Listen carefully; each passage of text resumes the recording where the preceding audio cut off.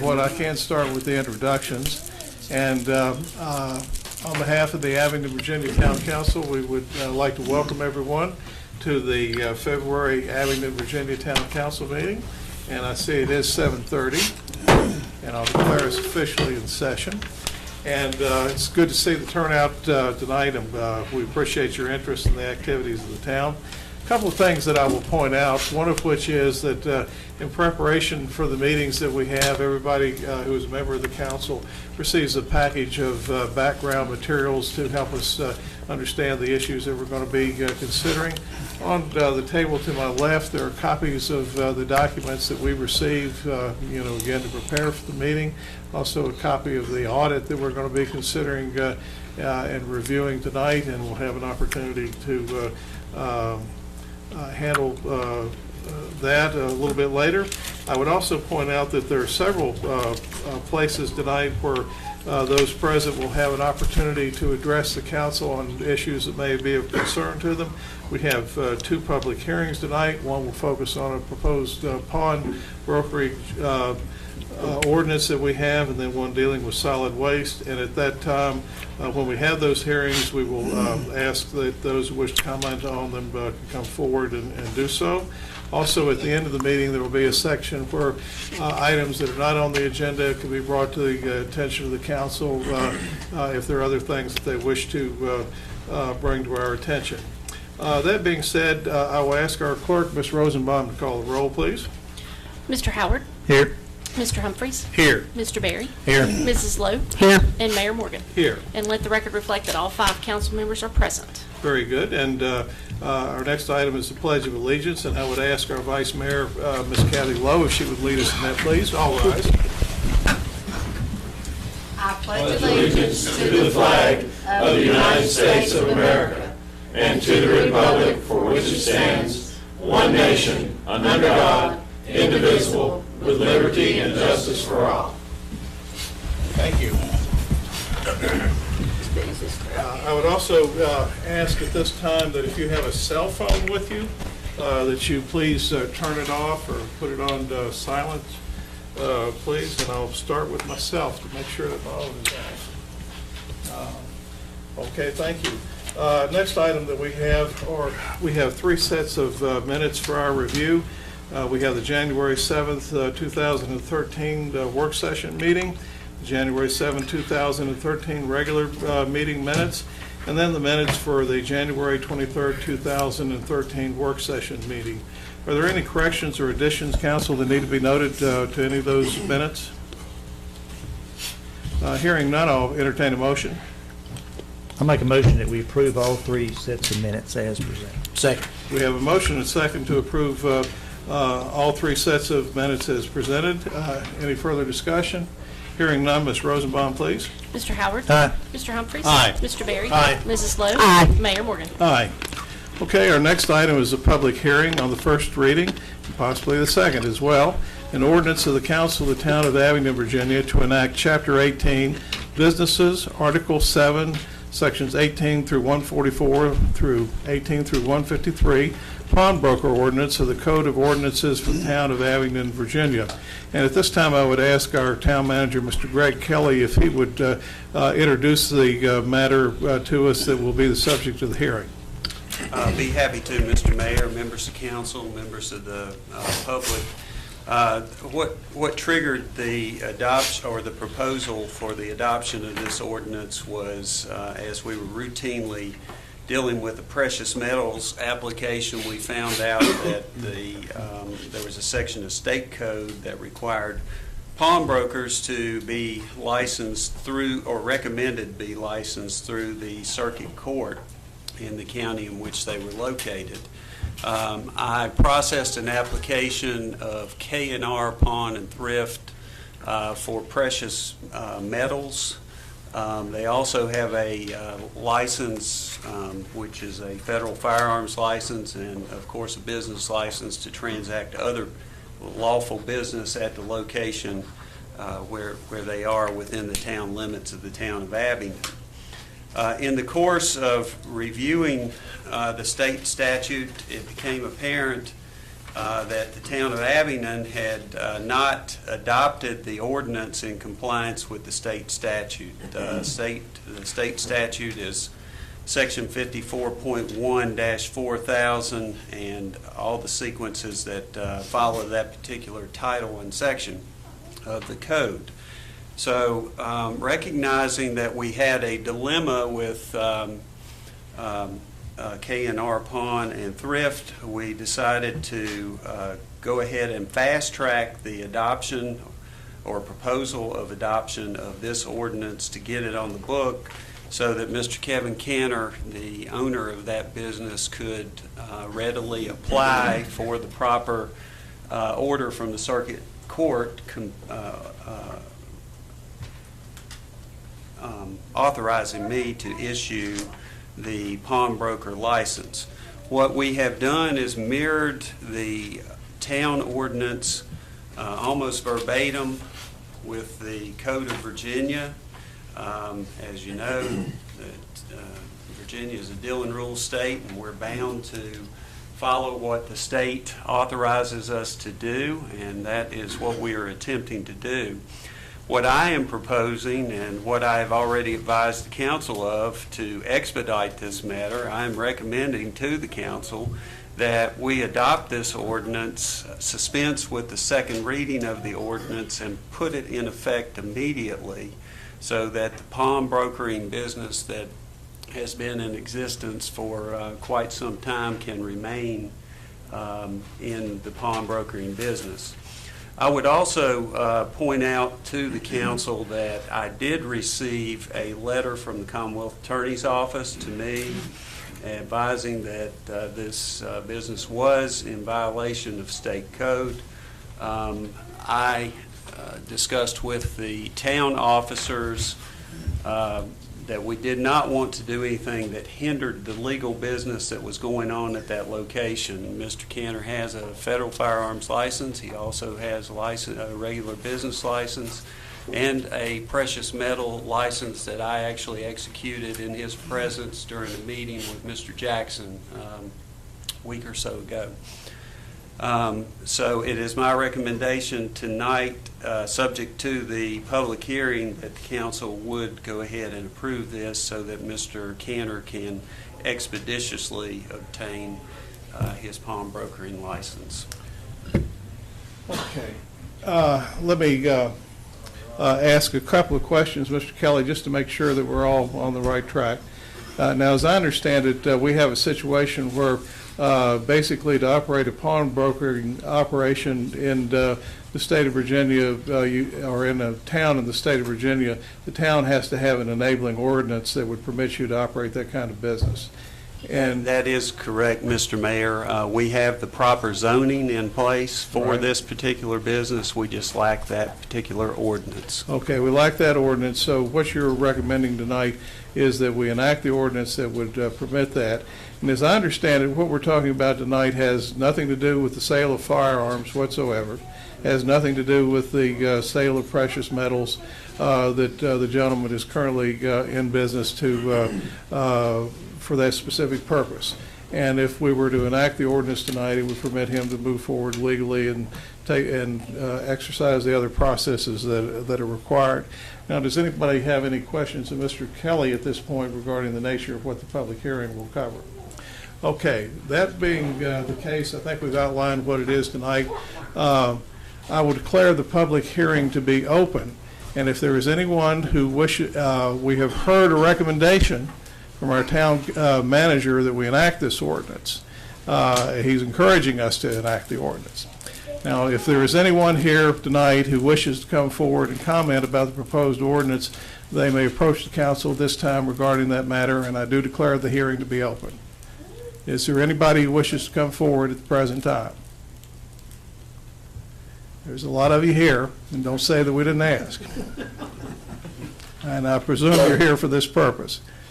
Okay, again, I will ask one more time. Is there anybody that wishes to comment about this ordinance? Seeing no one coming forward at the present time, I will declare the public hearing to be closed. Mr. Kelly, if it would be the wish of the council to recommend this, would you possibly suggest an appropriate motion to cover the matter?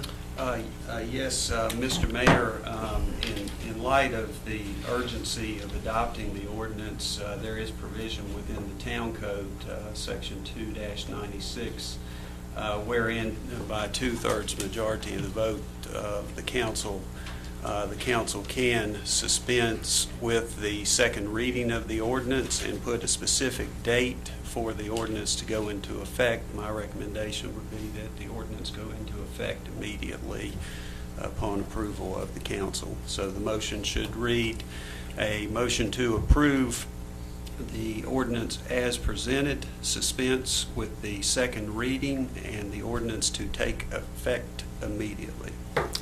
Is there someone who wishes to make that motion? Mr. Mayor, I will move that we approve the ordinance as presented and that we dispense with the second reading and that the ordinance is to take effect immediately. Second. All right, we have a motion and a second, and I'm not going to recite all that again, but basically, we're proposing that we would enact the ordinance.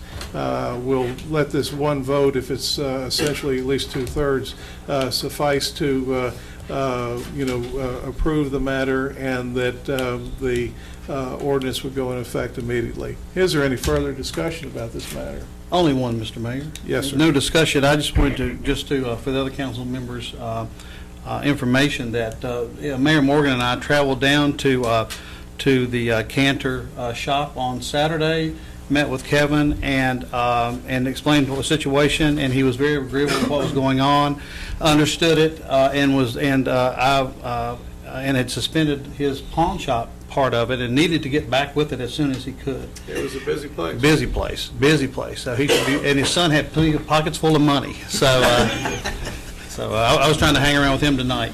But anyway, he was very much in wanting to be compliant, and of course we were telling him that the state law superseded what we had in place, and we were just trying to make sure that we were compliant.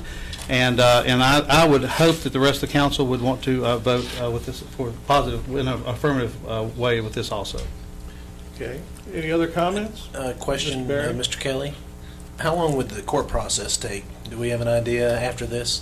The good thing about the court process is that Mr. Cantor has an attorney who has already filed the application in the court system. I would suspect, but I can't guarantee, that the court is probably waiting until we have the ordinance on the books. Thank you. Okay.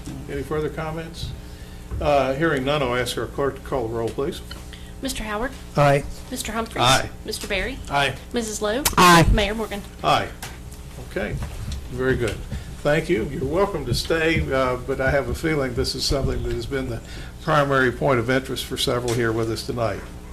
Our next item is a public hearing on an ordinance of the Council of the Town of Abingdon, Virginia, to repeal, amend, and reenact Chapter 58, Solid Waste, Article 2, Storage and Collection, Division 1, generally, Division 2, Town Collection, and Division 3, Containers, Section 5826 through 5873 of the Code of Ordinances of the Town of Abingdon, Virginia. Mr. Dew, are you here with us? I think he left. You come up in the shuffle there and shut the door. He left us. All right. Tell us what item will be before our consideration this evening. Mr. Mayor, members of council, the goal of revising the solid waste ordinance is to bring the ordinance, the language in it, more accurately up to date to the current services we have. I think the last revision to the ordinance was some time ago, before the town established its current system of residential pickup and a lot of the automated trash service. So there are several revisions in there to reflect the changes in, for instance, the cart sizes, size of developments to provide service to, and just some of the other details on the service itself. Okay. Does anybody have any questions of Mr. Dew regarding what the proposed hearing is about this evening? Okay. Thank you. If you'll just have a seat right there for a minute. Again, we have a ordinance that is up for our consideration. We have a public hearing scheduled on this topic, And I will now call the public hearing to order. And if there is anyone who wishes, the public hearing is open. If there is anyone who wishes to address the council on this specific matter, they may come forward at the present time. I do not see anyone who wishes to address the council on this specific matter at the present time. Therefore, I will declare the public hearing to be closed. Council, what is your pleasure on this? We've gone through a lot of discussion about it. I, for one, am not sure that we have an ordinance that is ready for our full consideration and may be appropriate to table it. I know that there are a number of concerns that some of you have about this matter, and it may be that Mrs. Lowe, I know you have some concerns. Would you care to update us on what you feel like we need to, issues we still need to address? I still have a concern, and Mr. Kelly and I have discussed it a little bit. Maybe, he can call me and let me know when he's free and I can go to his office. But here's my biggest concern is that we are requiring basically rental properties to, if they have more than 6, to get a trash dumpster, which I understand the reason for that. But then further on down, those property owners do not get the same monthly trash pickup, curbside pickup. I don't know what to call it. What is it? It's referred to a lot of times as just junk day, but it's Junk day. white goods, large, bulky. Right. It's first Tuesday now. First Tuesday.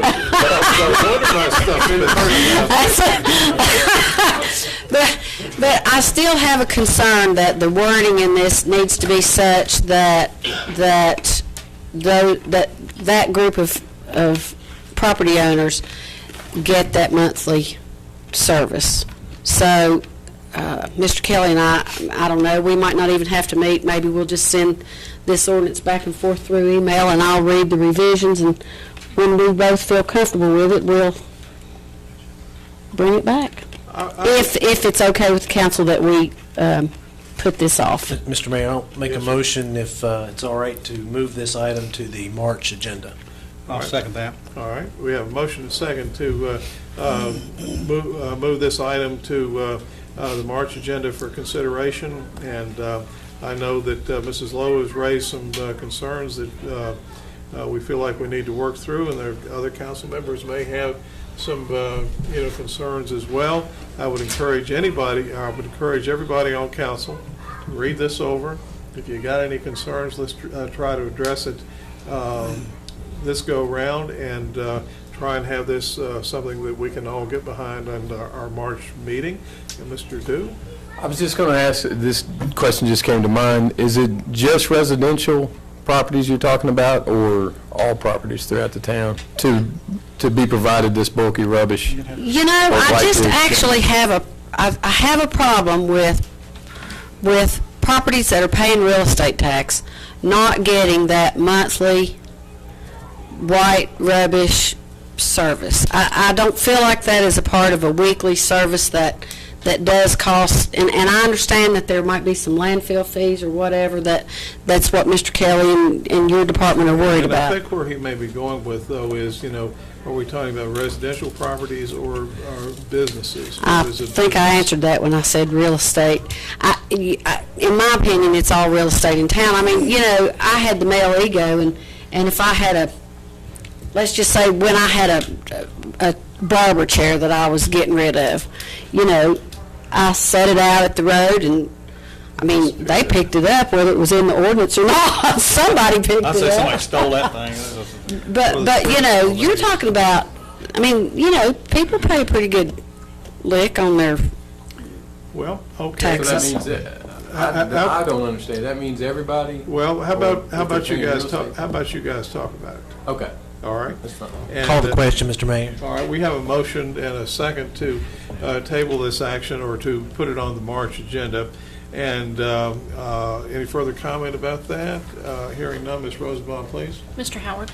Aye. Mr. Humphries? Aye. Mr. Barry? Aye. Mrs. Lowe? Aye. Mayor Morgan? Aye. Okay, we have no second reading of ordinances for this evening.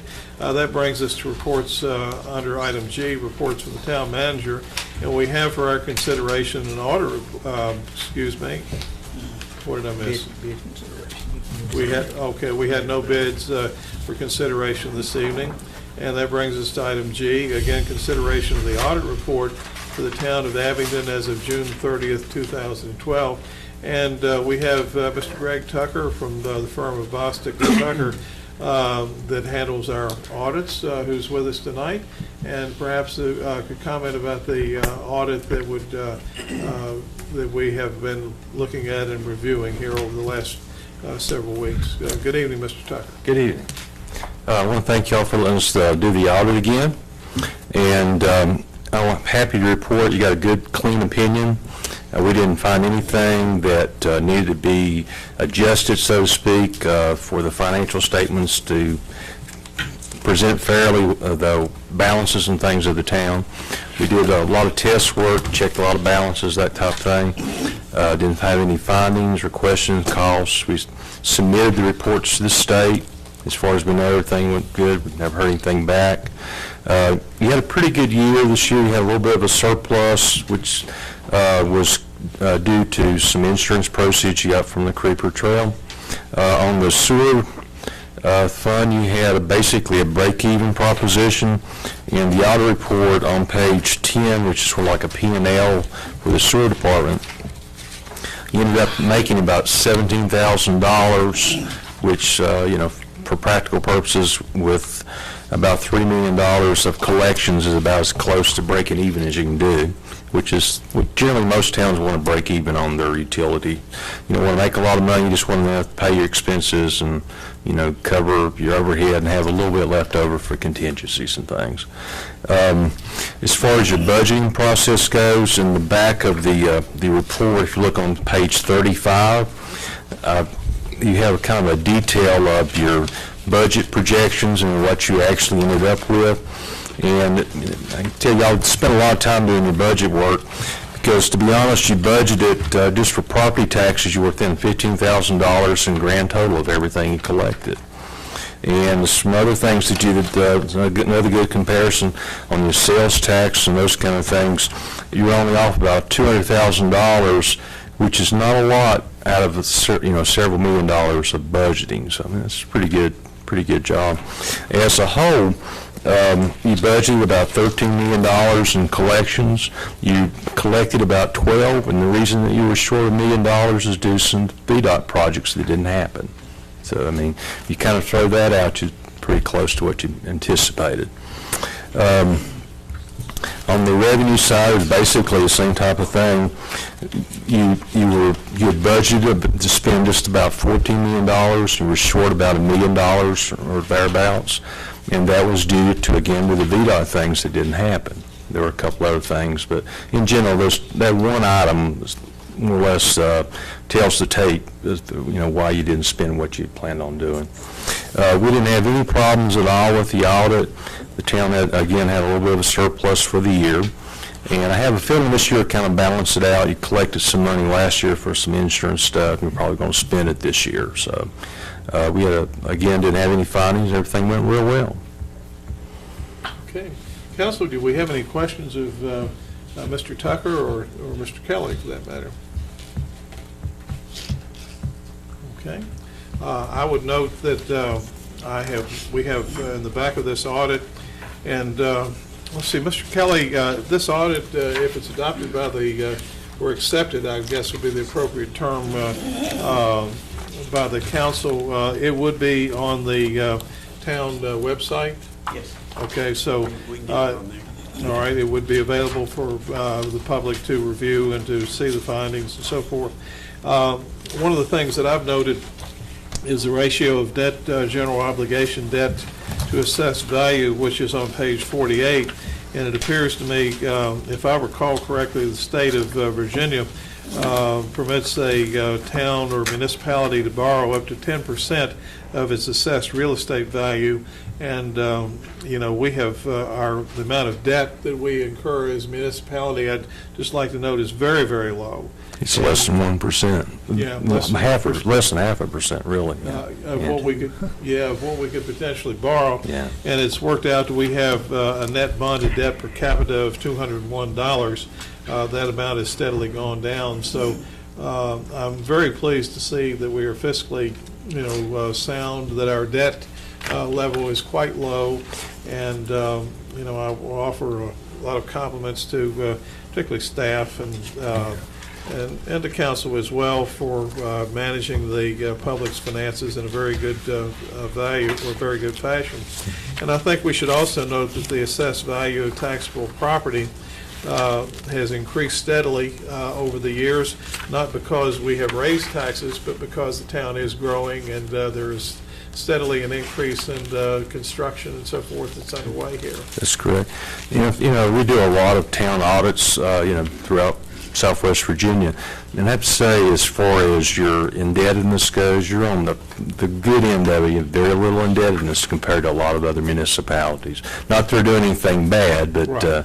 You're very well managed. I know a lot of towns would like to be in the same situation you're all are in, so very, very good shape. Well, we have been fortunate. There's no doubt about that. Yeah. Again, any questions of either Mr. Tucker or Mr. Kelly? Okay, we have this audit that has been presented to us for our consideration. I would welcome a motion on this, and again, an appropriate motion would be